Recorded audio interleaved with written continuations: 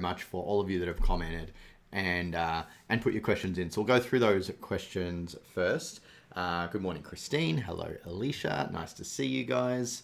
Always nice to, well, I can't actually see you. I can just see your comments. But for those that are joining, I'll give it a couple of minutes before I get into the bells and whistles of today's live. But for all of you that are joining, I'd love to hear where you're from. Just write in the comments the location that you are dialing in from. We've got 6 people in at the moment.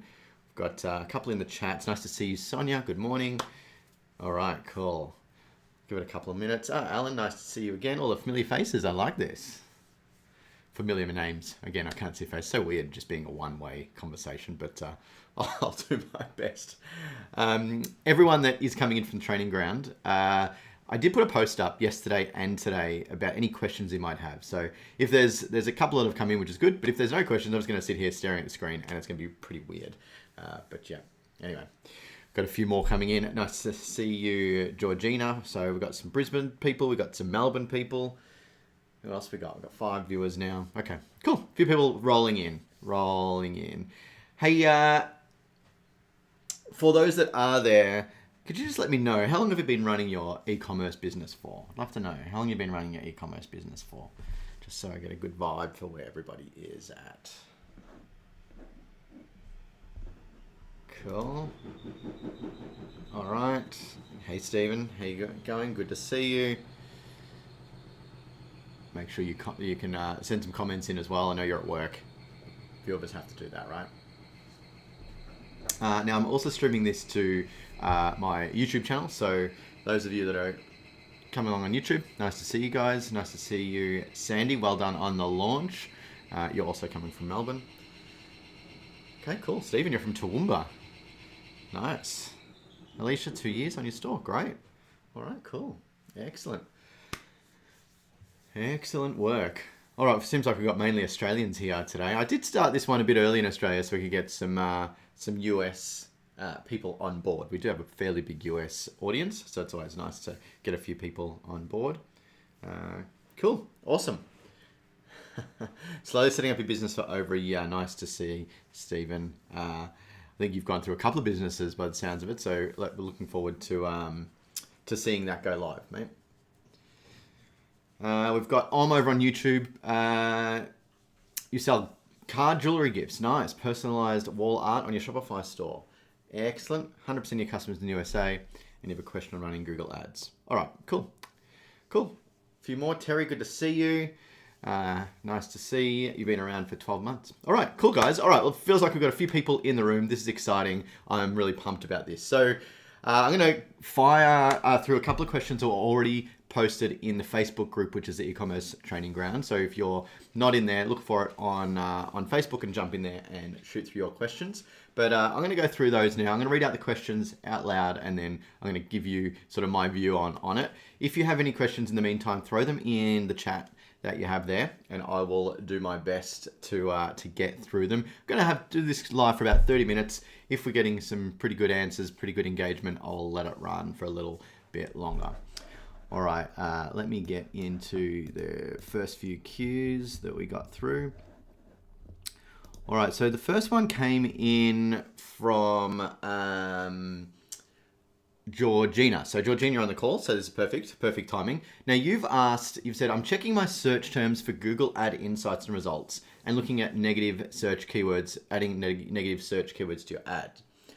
I'm wondering about competitor stores. You see them come up and you want to know whether you should allow that or add the competitor store name to my negative keywords, thinking maybe keeping an eye on whether or not they get a return on investment there.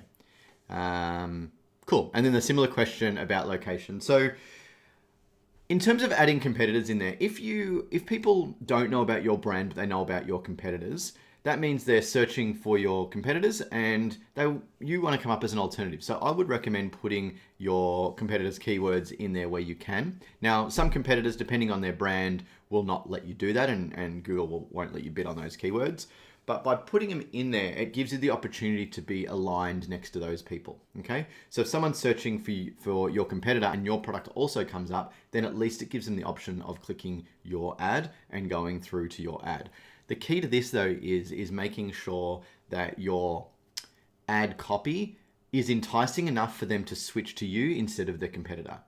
Okay, so that's really important. You want to make sure that if they see the competitor's ad and they see yours, you got to give them a reason to click your one. Okay, so using things like what's your unique value proposition, what is, what's the reason for them to go to you instead of them? What's the difference between your product and their product? And the way I talk about this in our bootcamp program and our elite team program actually is, let's just imagine you're at a barbecue and someone says something, hey, I'm looking to buy this thing from your competitor.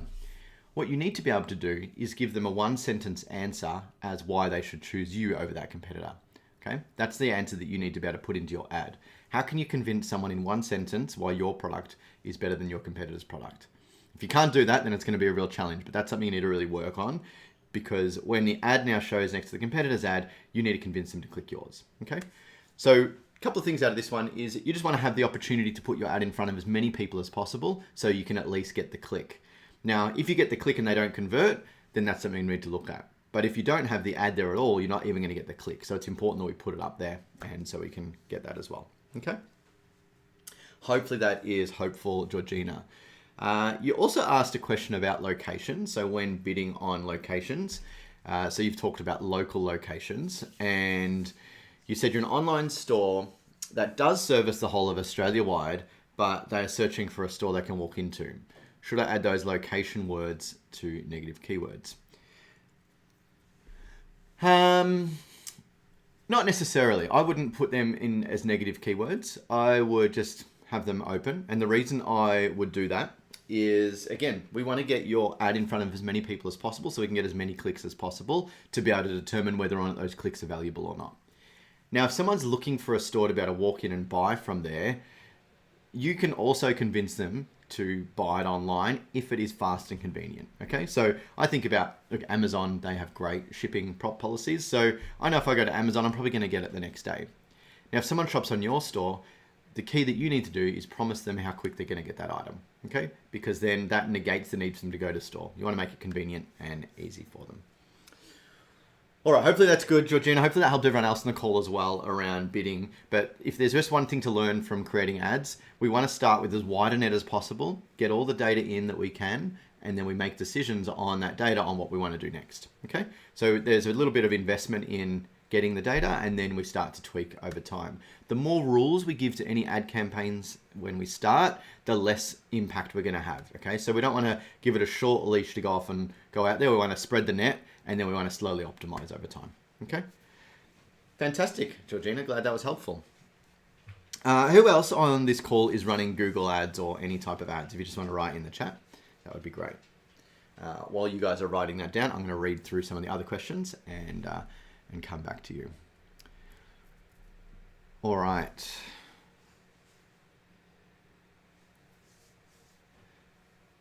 Okay, we've got one from Jane. Now, I'm not sure if you're on the call yet anyway right now, Jane, but you can definitely watch this recording. So hi, Jane, thanks for commenting. So you asked around some ideas around an email pop-up on your store that isn't the standard 10% off, okay? That's a really good question, and this is definitely a strategy that we talk about quite a lot in our elite team and our e-commerce bootcamp as well, about capturing people when they land on your store. So the reason this is super important is we might be running ads, we're doing a lot of work to get people to our store, and they may not be ready to buy. So if they're not ready to buy, at least we can capture their email data so that we can continue to talk to them over time, okay? So this is called capture before conversion, is the way I like to think about it. So if we think about that capture to conversion piece, people understand now the value of their email address. They know that if you've got the email address, that's of some sort of value to them. So they're not just going to give it to you for free. They're not going to give it to you willy-nilly just to sign up to a newsletter. They want to make sure that they're going to get value for the email and the details that they give them. Now, often we see 10% off sign up, okay? Now, the cool thing is if you're using something like Klaviyo is we can test this over time on different types of pop-ups. Now, we think about this as a value exchange, and there's 3 or 4 different ways that we can do a value exchange. Let me just grab my iPad, and I'm just gonna see if I've got the thing here that I want to show you guys. We've got a little tool that's gonna help you with this one.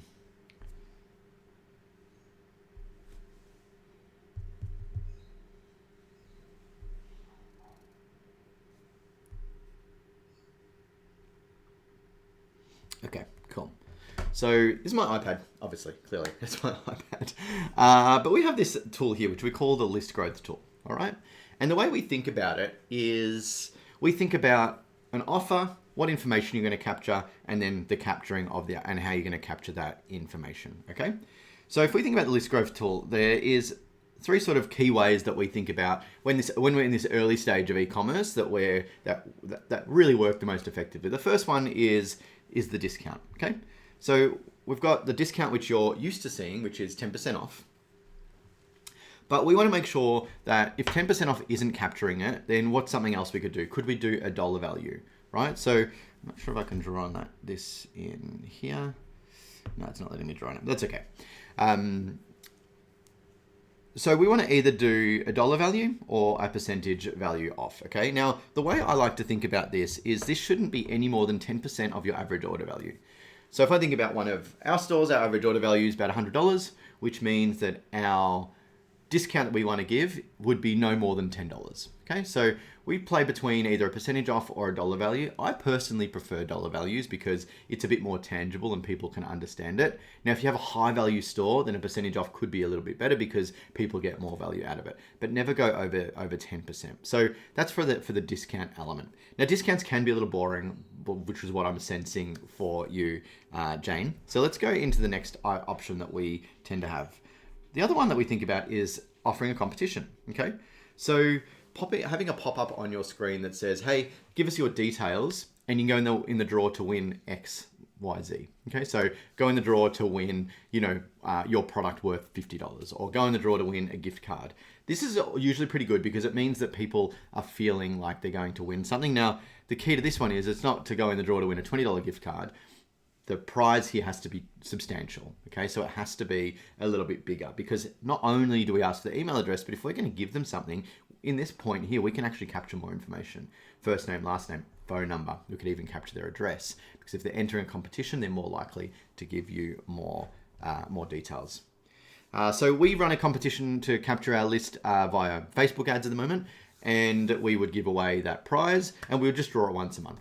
Okay, run the same competition. Also works really great as a pop-up.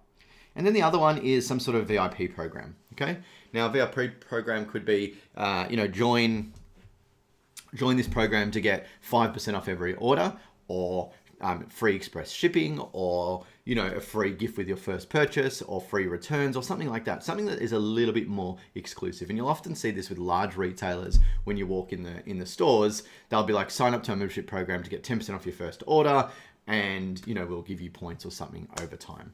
So that is another one to sign up for. Now I don't have it here, but there is one other one that I really like, which is a PDF download. And this is one we've been trialing a little bit depending on the store, but a download of something that is related to your product. So let's just say, we sell a coffee brand at the moment. We could do something, I haven't done this yet, but we could do something along the lines of, download the 5 top recipes to make coffee quickly for your friends or something like that. So PDF downloads are also a great way to capture email addresses. Okay, so that's always a good one. And then there's other ones like free gift. Drop your email in to get a free gift with every purchase. Email into free express shipping. So you just remember it's got to be a value exchange. If you just have sign up for my newsletter, it's just not going to be as good. Okay. Has everyone found that one relatively useful? I'd love to hear in the comments one thing that you found useful about that one there.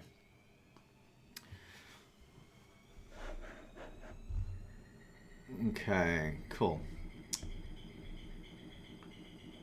I'm just having a look at a couple more questions here.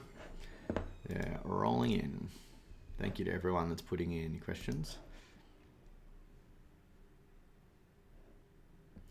All right, just refreshing.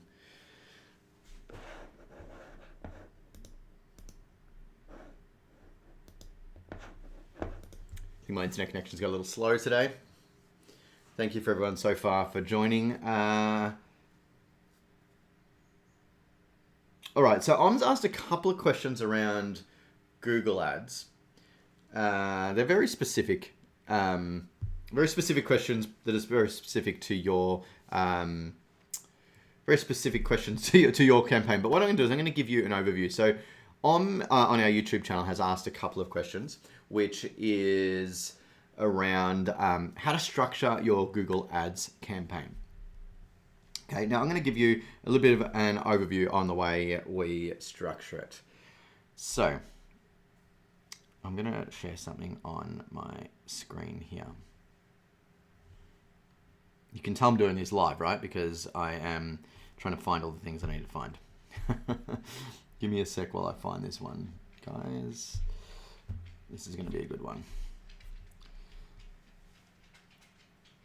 We actually released this training yesterday, so that's why I'm just trying to find it. It was actually killer training. Okay, this is it. All right, so yesterday in our Elite team, which is the program that gets people to $1 million a year on their online store, we had a new coach that we entered into a program, and they helped us with Google Ads. One of the things that we talked about was how to structure a really effective Google Ads campaign. So those of you doing Google Ads, really pay attention here, because this is the value that you guys want to get. But what we did was we talked about using Google Performance Max for e-commerce. Okay, so basically, I want to give you the way you do the setup. Okay, the way you structure your account to have the best possible results. Now, I highly recommend Google Performance Max for stores that are just starting out. In fact, stores that are under $1 million a year, Performance Max is absolutely perfect. Okay, it has everything. It's an all-in-one thing. The AI does all the work, and you don't need to think about it. You just put all the data in, and it does its thing.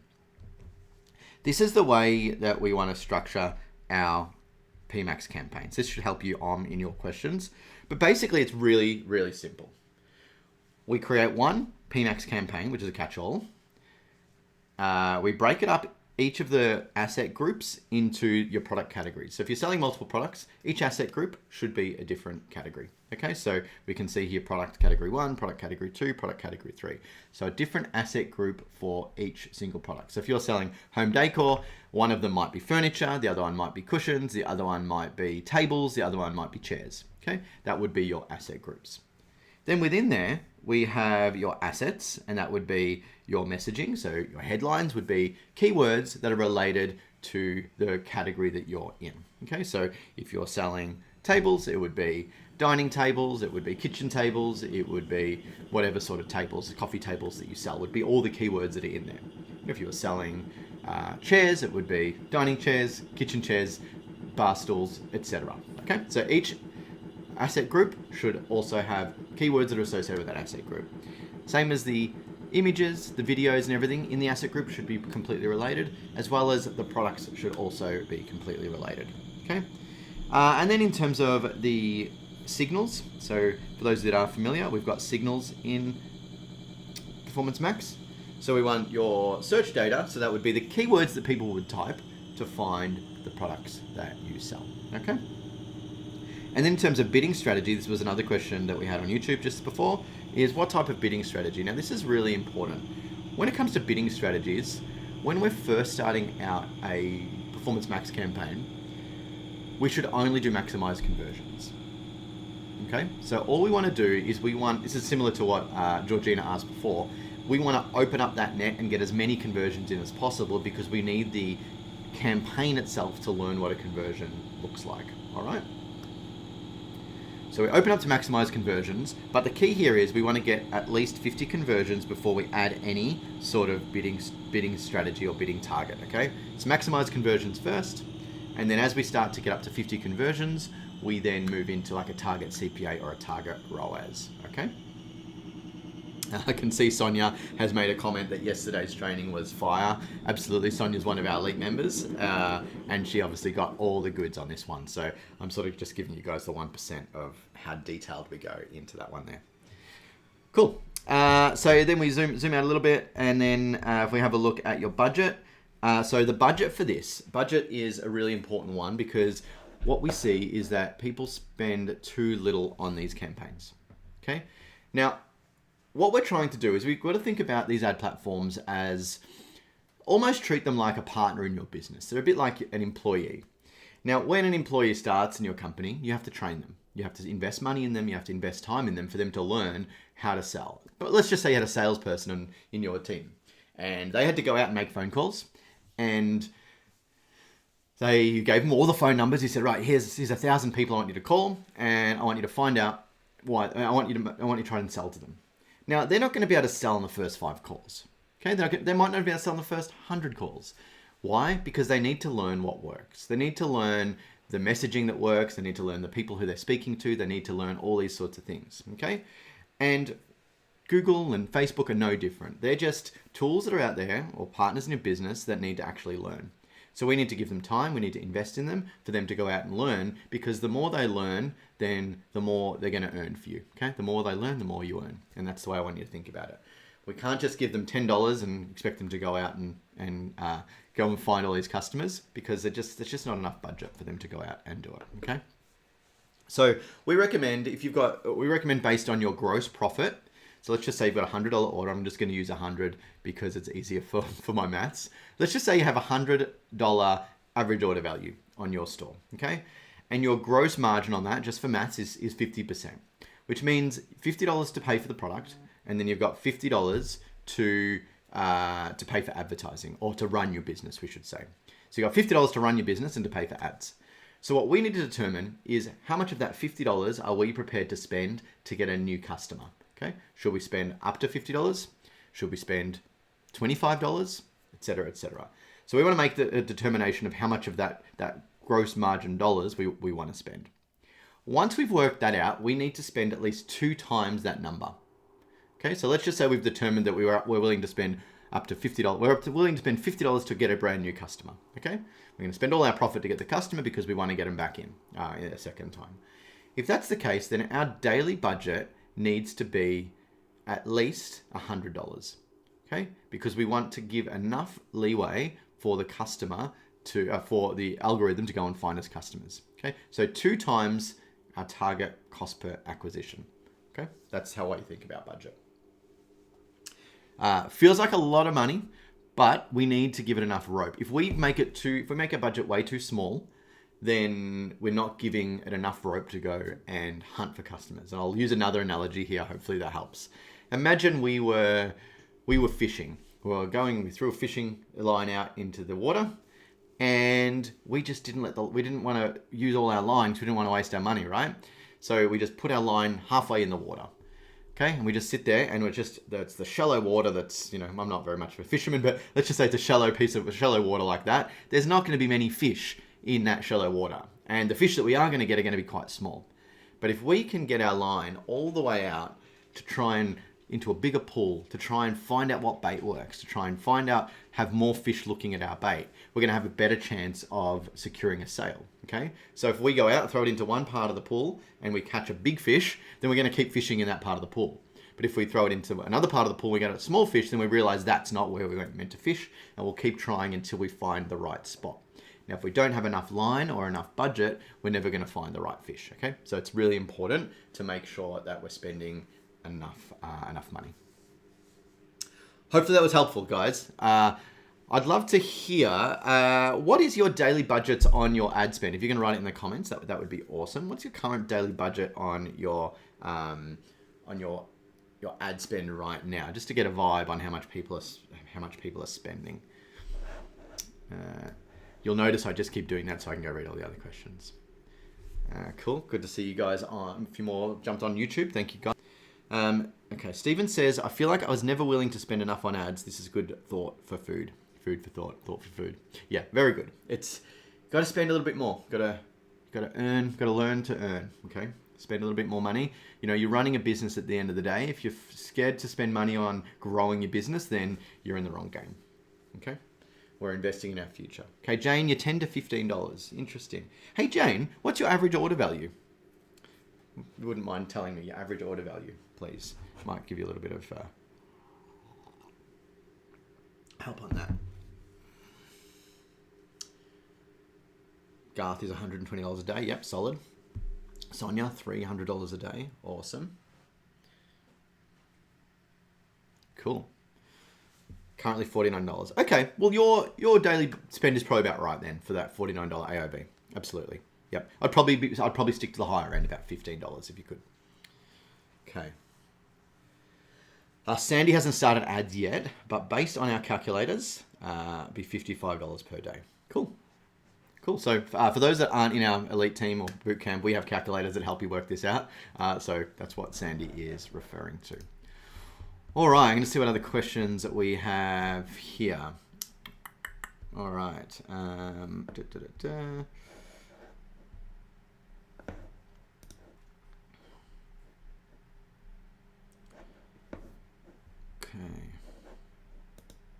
Now, if you do have a question I haven't answered yet, you can throw it in the comments and I will help you with that.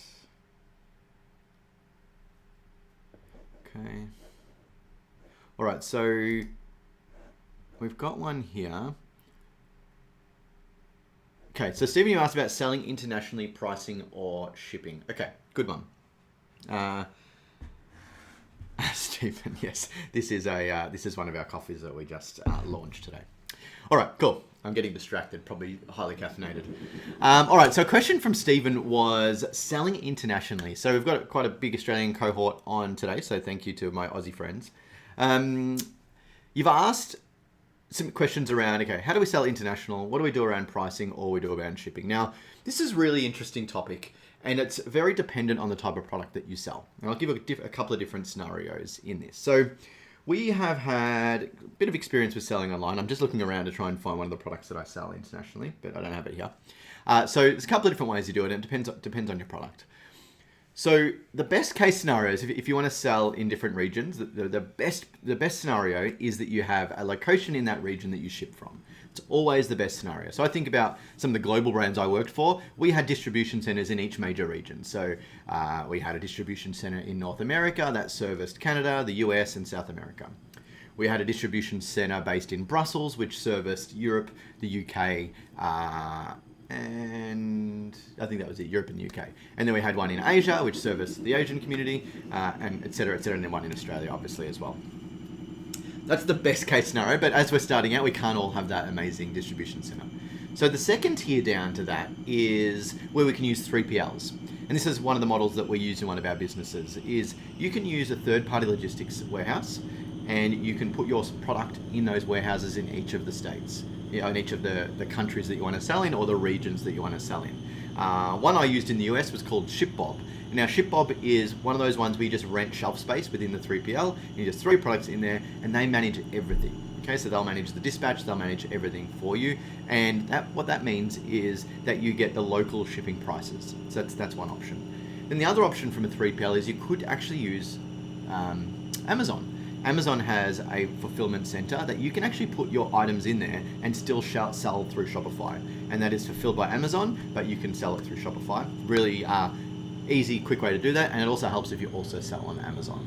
So that's using other people's fulfillment centers. Then there's the option of shipping it internationally from your own location. And this tends to happen to people who are just testing the waters. And we do have a client that's doing this and they work in the apparel space. They're actually doing about $7 or $8 million. It's about seven, I think they're about on track to do $7 million this year. And they still ship internationally, locally. Okay, so they ship from Australia to the US to UK to Europe, all those places like that.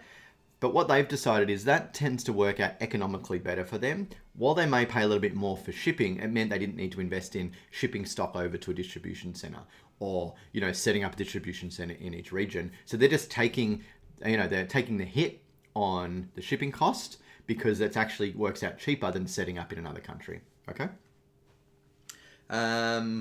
And then the final version, which is an okay version, depending on where you are, is shipping direct from your supplier. So that would be more a dropship model where the supplier ships directly out to your customer.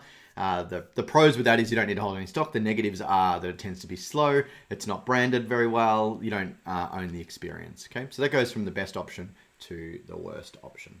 Okay, hope that's helpful, Steve. Yep, ShipBob is the company that we've used in the past. The cool thing about ShipBob is they have distribution centers. They're a bit like Fulfilled by Amazon, but a private brand. They have distribution centers across the globe. They've even got like one in Sydney. They got many in the US. They got a couple in Europe, which means you can move stock around and just manage it from one portal. Okay, it's a really easy way to do it. All right, cool. Hope that was helpful for anyone. Is anyone on the call actually selling internationally here? I'd love to hear if you guys are. Cool. A few comments coming in from YouTube. We've got one. Okay, we've got one that I might just quickly answer, and then I'll go into your answer, Garth. All right, so one from Burke on our YouTube channel. They've asked the best way for you personally to market your brand. This is a really interesting question and one that's topical right now. The biggest brands in the world now that are growing, or the biggest direct-to-consumer brands, definitely have a person associated with it. Okay, there is quite a few on TikTok where the founder of the brand is the face of the brand, and this is really, really working well because people buy from people, and especially they buy from people they like. So putting your face in front of the brand is definitely one of those game changers. And the reason we like this a lot as a strategy moving forward is there can only be one you, which means that your competitors can't be you, and people will buy because of you, not because of the brand. But they then associate you with the brand. So a couple of ways the best way to do this is do a lot of behind the scenes on you building your brand and the story. Packing orders, your background, or why you built the brand, founder stories. Use things like TikTok Reels, Instagram Reels, post behind the scenes. Just do everything to show your journey. People like to see documentation, see you document your story. That's always a really, really nice way to do it. Okay, so I would highly recommend you give that a shot. Cool. All right, we are almost out of time. I will answer this last question from Garth. If you do have any other questions and I think I can answer them quick, just drop them in there and I'll see how I go. But Garth has asked, how many orders do you need per region to warrant a distribution center in that region? That is a great question, Garth.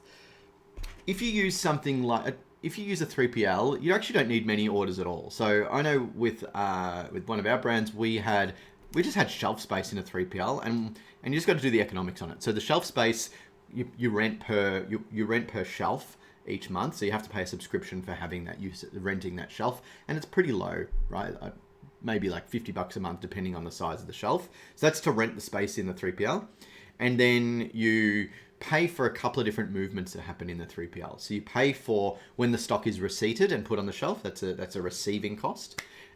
You then pay when the item goes out the door at a unit cost. Okay, so if someone buys a product from you, there'll be a shipping cost, let's just say a couple of dollars every time that unit is picked up, plus the shipping cost itself. So a pick pack cost plus a shipping cost.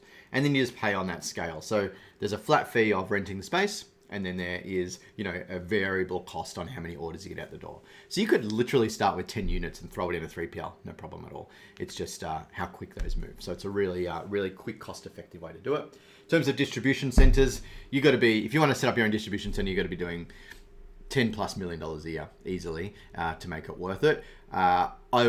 More, you'd have to be doing more, to be honest. All the brands that I've worked at that had distribution centers were doing over $100 million a year. So it's a very big investment of staff, time, operations.